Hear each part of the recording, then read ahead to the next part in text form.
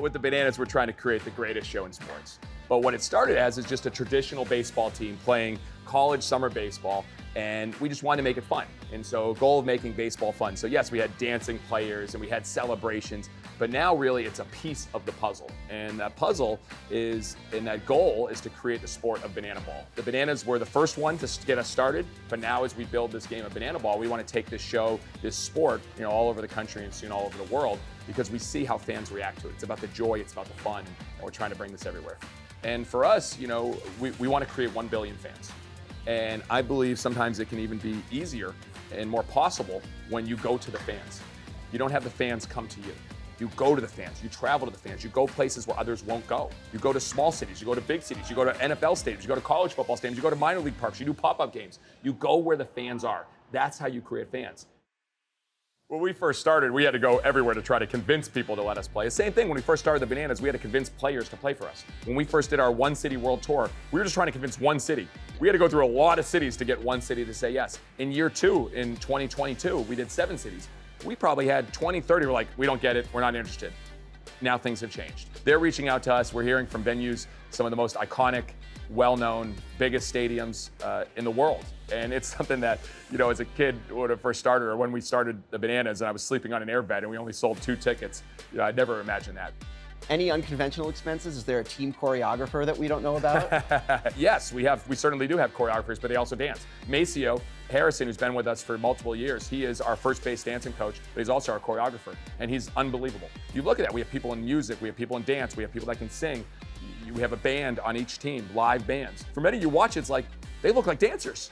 And these guys weren't dancers, but they put so much effort with our team to make it great, and that's fun to watch. I can definitely admit I was one of those people that thought banana ball was not real baseball. I was that person that I just see it pop up on social media, and the only thing that would come up on my feed is guys dancing on a baseball field, and never thought it would be for me. My name is Kelsey Whitmore, and I play for the Savannah Bananas, and I'm also a Women's USA national team member. Once the door opened, and once I've stepped into it, it's bigger than just dancing. It's not, like, banana balls aren't just dancing. Like, I'm still out here working on my craft as a baseball player. Like, I'm still throwing my bullpens, I'm still throwing flat grounds with my catch play partner, and we're working on our pitches and our grips. Guys are still mashing balls in the box. I still gotta compete on that mound. This is the most locked in and focused I think I've ever been playing baseball, and at the same time being able to feel so free playing it, because we're not just about outcomes, it's about how can we compete, have a good time, but also make impacts on people. Yeah, I love baseball. My dad, I grew up in this obsession of baseball. He took me to the field every day, and I had the big goal growing up south of Boston to play for the Red Sox. I played at Fenway Park, and so that was everything for me. And I was fortunate. When I was in high school, I had scouts coming to my games, professional scouts. I had college offers, scholarships, and I went and got a full college scholarship going to Wofford. And I was like, this is it. This is where I'm going.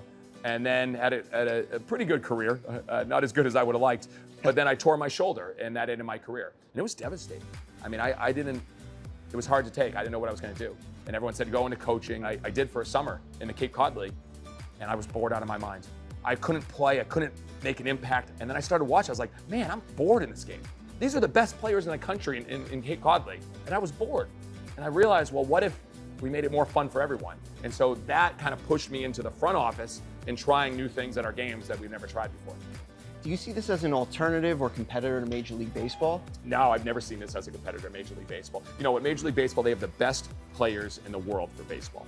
We're trying to create and have the most entertaining players. So it's 2 completely different worlds. They're playing baseball, we're playing banana ball. Their goal is to win championships, win the World Series, and compete with the best players. Our goal is to put on the greatest show every single night and to put the fans first. None of our games are scripted.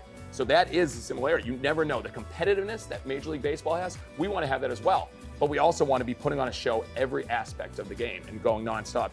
This past year, we were at 17 Major League stadiums, fortunate to sell all of them out. We're going to continue to go to Major League stadiums. And I think our goal collectively is how do we bring more kids, more fans, bring this next generation to more ballparks and playing the game. And I think we're both doing a pretty good job of it.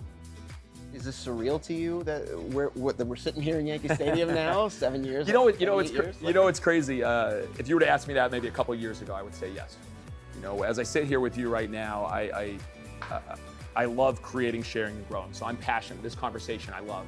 But as soon as this finishes, I'm just going to get right back and start getting with our team and how can we deliver the best show? How can we make it great for everyone? Like, that's what I think about. At the end of the night, at the end of 2 sold-out nights, I take a second, I look around, and I'm truly proud of what we get to do. And so for Surreal, yes, if you zoom out, 100%, but we got a job to do. We got a responsibility, and we got to make this greatest show, the greatest experience possible. That's what I obsess over.